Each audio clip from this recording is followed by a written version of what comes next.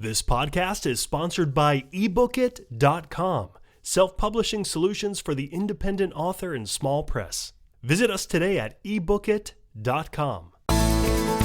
Welcome to the Toastmasters podcast, the official podcast of Toastmasters International.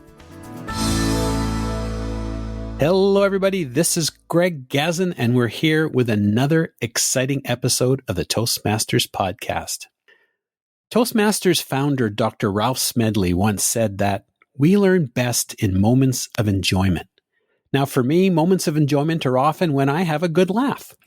So today's guest is just perfect to help us laugh and help us find some of our funny, because he's someone who makes a living doing just that and more. Our guest today is Stephan Dyer. He's a global comedian, TEDx speaker, and speaking coach with over 300 performances, sold-out comedy workshops, and sometimes in more than one language under his belt.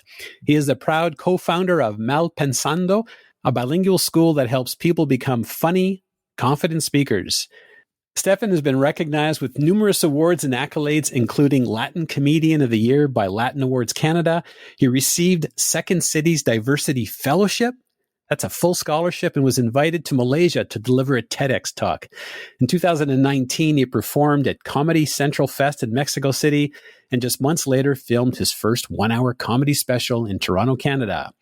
And how Stephan arrived on our radar? Well, he was interviewed and quoted in the February 2021 issue of the Toastmaster magazine in Beth Black's article, The Formula for Funny.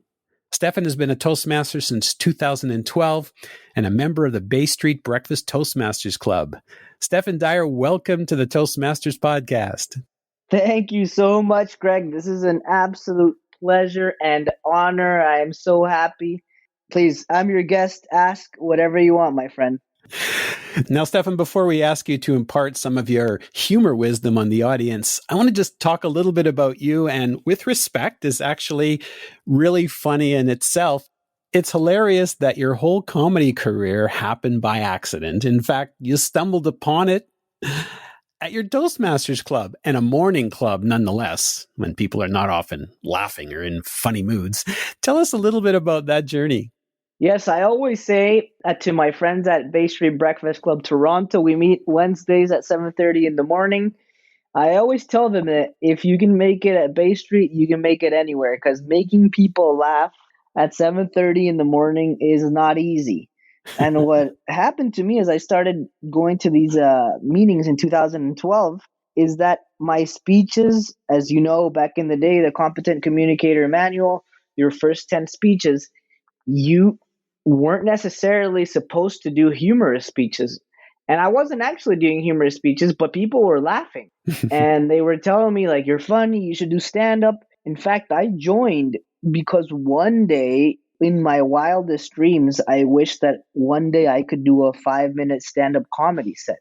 The more I did speeches, the more I convinced myself that I had something going. I started doing sketch comedy videos online on Vine. That's the TikTok for old people. Now it's dead. Vine doesn't exist anymore.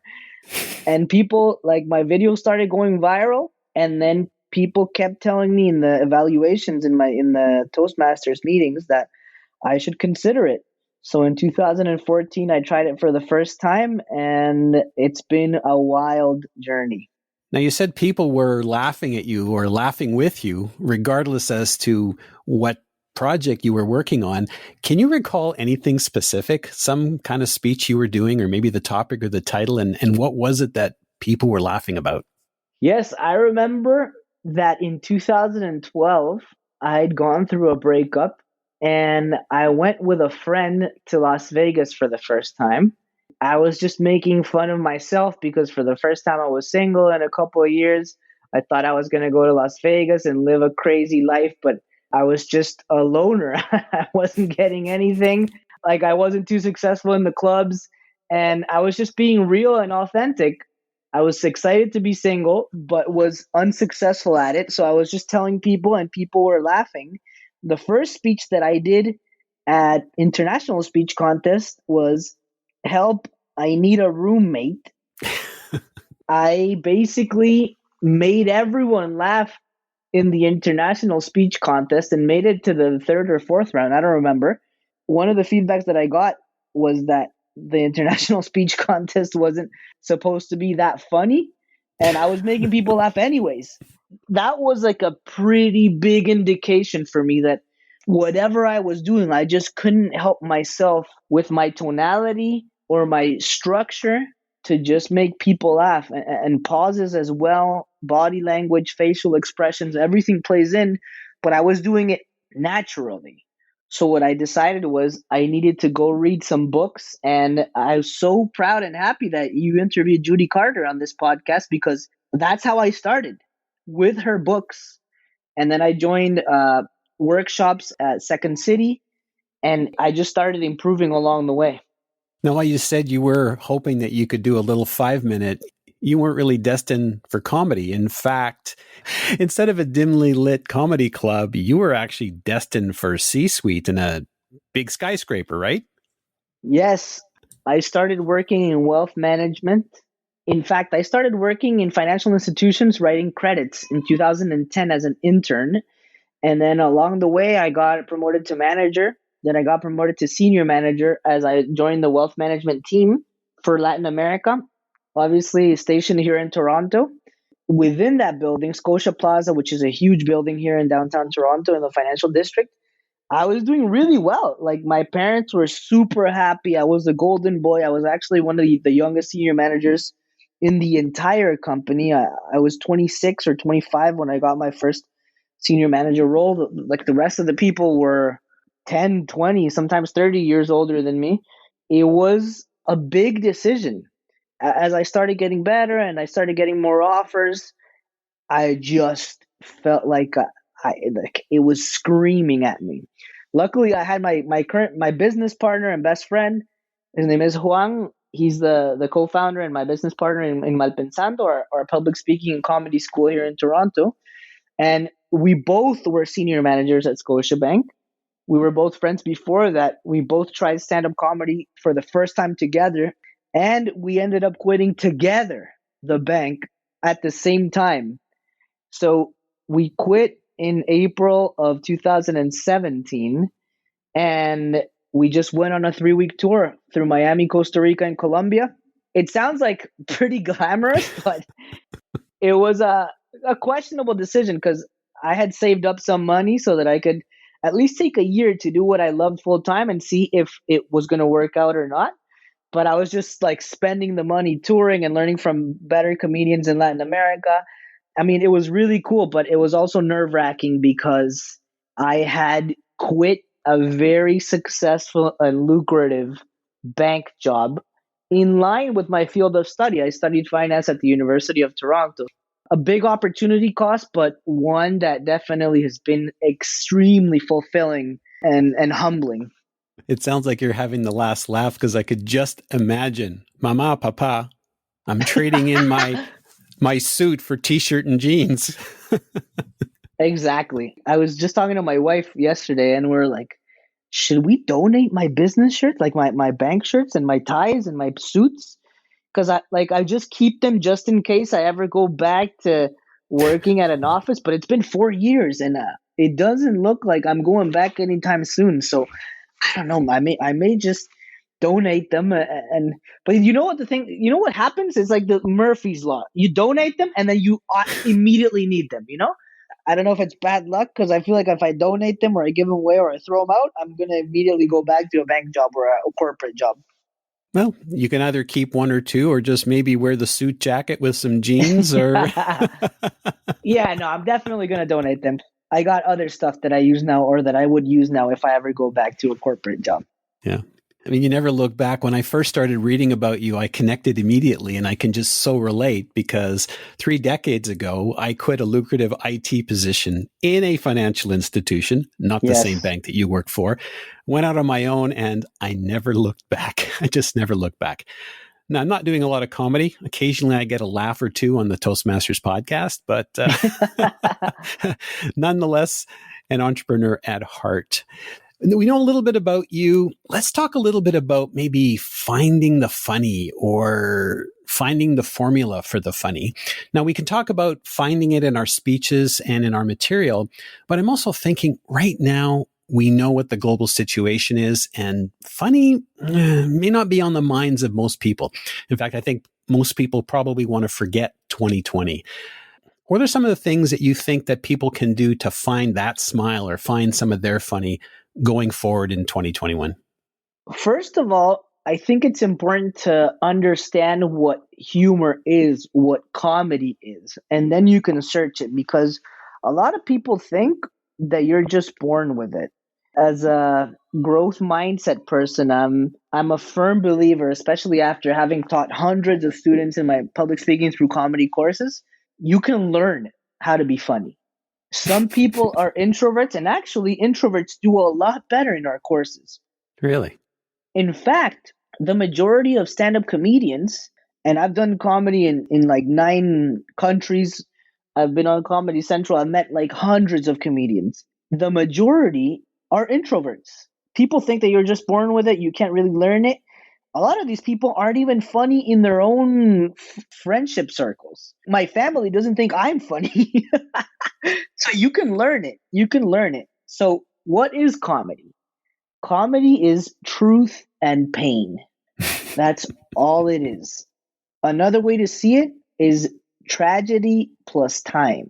In other words, if enough time has gone by from something that causes pain for you, like or a tragic event, you can laugh at it.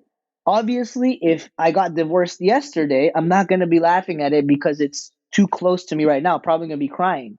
But after a couple months, yeah, I'm going to be laughing at it. Maybe 2 years, whatever is enough for me. It's important to understand what it is, and then you can pursue it. You can understand it, and then you can start looking at things that you can laugh at. Another way to see it is truth and pain. So if you see stand-up comedians or any type of comedian on stage, they're not saying, "Oh, my life is perfect. I got like 19 Ferraris and 25 mansions." No, because people hate that person. People hate perfect people. Nobody wants or expects you to be perfect. In fact, we always say in our courses, authenticity over perfection. What people remember, like Maya Angelou said, is people will forget what you said, people will forget what you did, but people will never forget how you made them feel. And how you connect with people is through vulnerability. Relationships advance at the speed of vulnerability. They move at the speed of vulnerability. When you go up on stage and you say how miserable you are because this, or how sad you are because of this, or because you got cheated on, or because you put on 25 pounds over the Christmas break, or because you fell, that's when people connect with you, because it's relatable. When you say something that is relatable and people can connect to it, that's the truth aspect of the equation. Oh yeah, that happened to me too. That's true. It's relatable. It's funny because it's true. So that's the truth part. Mm-hmm. And then the pain is when you see someone's pain and you hear it, but like it's cool to laugh at it. So it's not like somebody died. It's like, okay, it's pain that is okay to laugh at, especially because they're sharing it with you on a stage. And that's the pain aspect of it. It happens to us. 2020 was a horrible year for many people. But maybe in a month, or maybe in a decade, or maybe in 13 years, we're going to be able to look back and laugh at it. It's about, yes, taking your job seriously, but not taking yourself too seriously. Interesting. So in terms of trying to find that smile, should they be thinking now? Because right now, people have been having challenges in 2020, or we're now in 2021. Some of them are going through those challenges right now, especially with a lot of people being in lockdown. Yes. Is there a way? When do you start? Well, what I would recommend is watch movies, watch stand-up, because if you're just by yourself in your home, it's hard to laugh at yourself if you're just by yourself. It always helps to be with people so that you can share your story, so you can connect with an audience. And some people think that audiences has to be like 200 people. No, an audience is one person. An audience is 5 people. If you can't have an audience, then watch movies, watch stand-up, go to Netflix, listen to podcasts, like comedy podcasts. And it's literally therapeutic. You feel better. It's cathartic and you feel lighter. And that laughter is so contagious, right? Once you start watching something and you say, oh, remember that time we did this when we were kids? Yeah, I get it. Yeah, exactly. And then if they say, yeah, I did that too, that's the truth part of the equation. It's really simple, but it's also hard to find sometimes. That's why you have to go and watch a lot of stand up, watch a lot of movies, and then you see what type of humor you love. My first teacher at Second City, my first stand up comedy instructor at Second City always said that what's so special about comedy is that you go to a comedy club and you see like 9 different types of comedy. It's basically like he would always compare it to going to a concert and looking at and listening to jazz, punk rock, metal, pop, tango, flamenco, like merengue, bachata, salsa, reggaeton, everything. So it's super cool because there's so many different types of comedy. And that's why you got Netflix or YouTube to go and check it out and see what types of comedians you love. If you kind of know what you like, but you don't know who to watch, then you got to message me on Instagram and I'll tell you who to go watch. And I'm pretty good at that. Sounds good. So humor and laughter and comedy as a healing method, not just necessarily for material. I think that's absolutely brilliant. Yeah, in our courses, we get a lot of people with extreme anxiety, with bipolar disease, or with other mental health issues or challenges. And it's not that they go away, because I would be lying to you, but you learn how to cope with it. You learn how to laugh at yourself, and you learn how to embrace your own challenges, your own weaknesses, or whatever. They're not really weaknesses. We always say that perceive your weaknesses as opportunities. Because in comedy, like I just said, comedy is truth and pain. So if you have something like a condition or a challenge or a weakness or whatever you think is bugging you, for Latinos, it's a lot of the times it's like their accents. And I talk a lot about getting lost in translation in my comedy. When we talk to our students, we always say, yeah, maybe in your whole life this was a weakness or an obstacle, but from now on, especially on a stage, you'll use it in your favor as an opportunity and you'll make people laugh. It'll be therapeutic. And believe it or not, along the way, because you're voicing these things on a stage, you're giving a voice to those people who have lost it. So it's very remarkable what you can do on a stage by sharing these things that are weaknesses. You can connect with people on so many levels and empower them.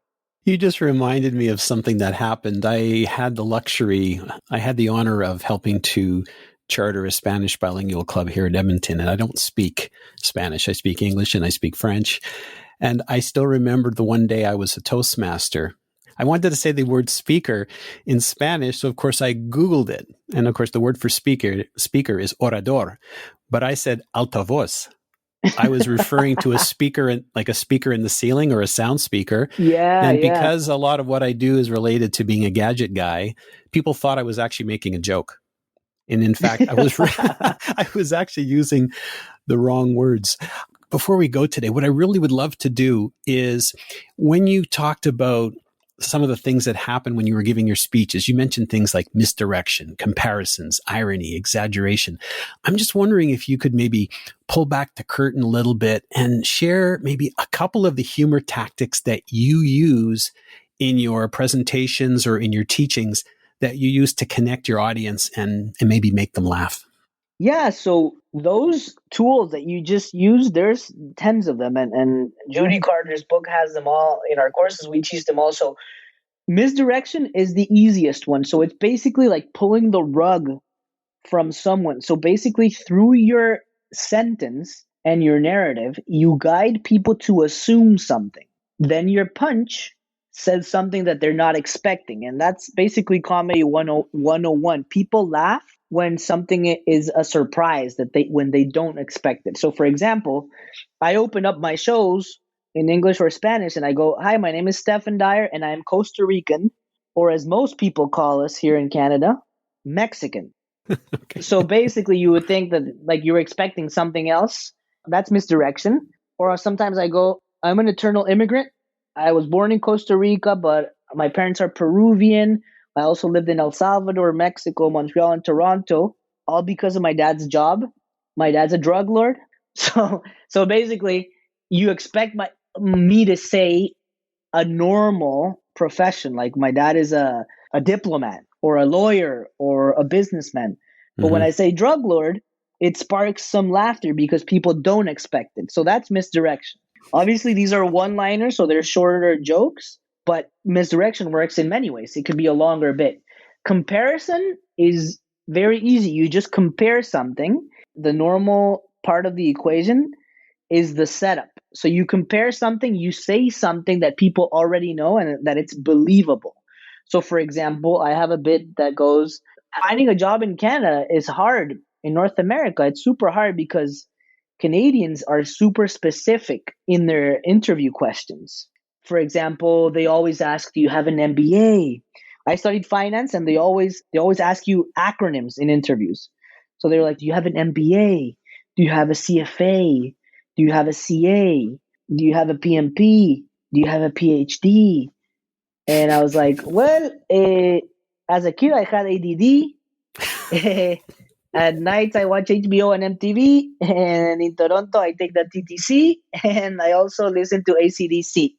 The comparison part is what you understand and expect, and it's believable. Do you have an MBA? Do you have a PhD? And then you contrast it to something. That's a comparison with a little bit of misdirection too. Or for example, in interviews, Canadians are very specific. They're very professional. You ask a Canadian, what do you do? And they answer specific. I'm a graphic designer. 1 or 2 words max. You ask another Canadian, what do you do? I'm an engineer. But immigrants, us Latinos, we can't answer like that. You ask a Latino, what do you do? And we go, what are you looking for, my friend? We can help you. It doesn't exist. We can invent it, my friend. So that's basically comparison. You compare a Canadian with a Latino. Then, because there's so many tools, you would have to read the book or join one of our courses. But those are the ones that I use mostly. Comparison, misdirection, and then exaggeration, where you just pretty much exaggerate. But you start from a place that is believable. So you can't start exaggerating from a place that is not believable because then people are not buying it. The most precious gift that you have on stage is your credibility.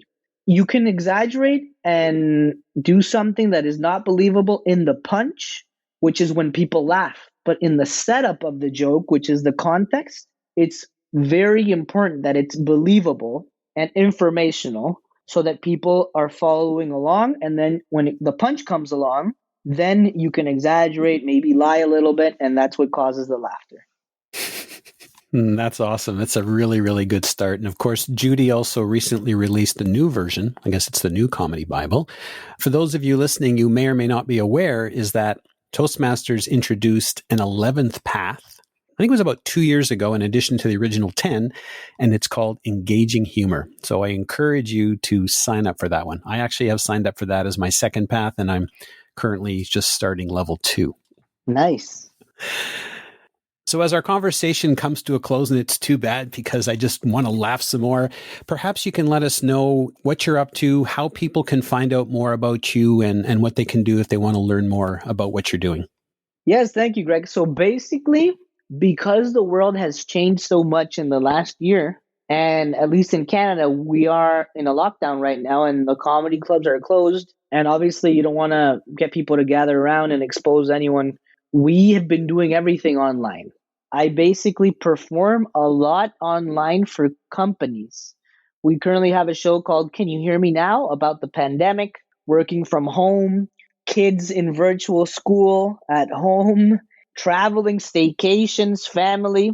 And I'm doing a lot for companies, consulting companies, Ernst & Young, Scotiabank, BMO. We're also teaching our public speaking through comedy courses. You can find them on malpensando.com. And they are 7-week courses where you learn to conquer the fear of public speaking through comedy. You learn 25 tips and techniques, how to connect with an audience through humor, how to improve your stage presence, how to control the nerves.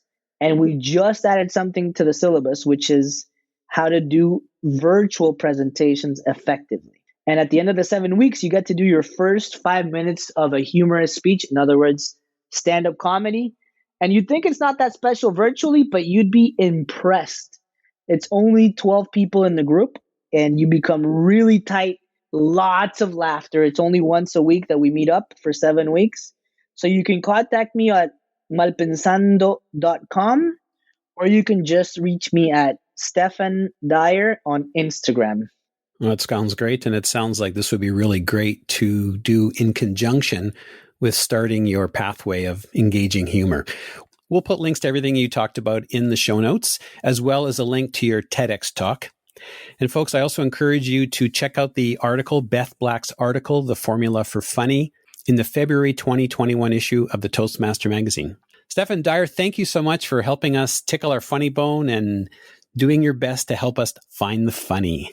I really appreciate it, Greg. It's been an honor. And I always tell people when they ask me, should I join a course or should I join Toastmasters? And I say both. Joining a course is great, but Toastmasters is the best long-term investment you can do. Great leadership skills, great public speaking skills, and incredible supportive evaluations in an incredible environment where you can just be yourself and learn how to present and connect better with all kinds of audiences. Man, getting out of your comfort zone is the best gift you can give yourself. Stephan Dyer, it's been an absolute pleasure and a good laugh. Thank you, Greg. Take care.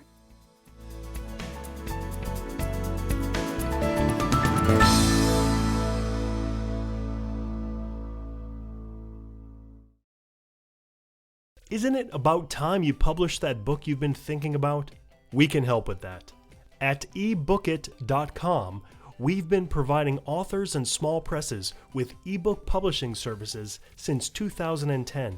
Visit us today at ebookit.com and let us know how we can help you.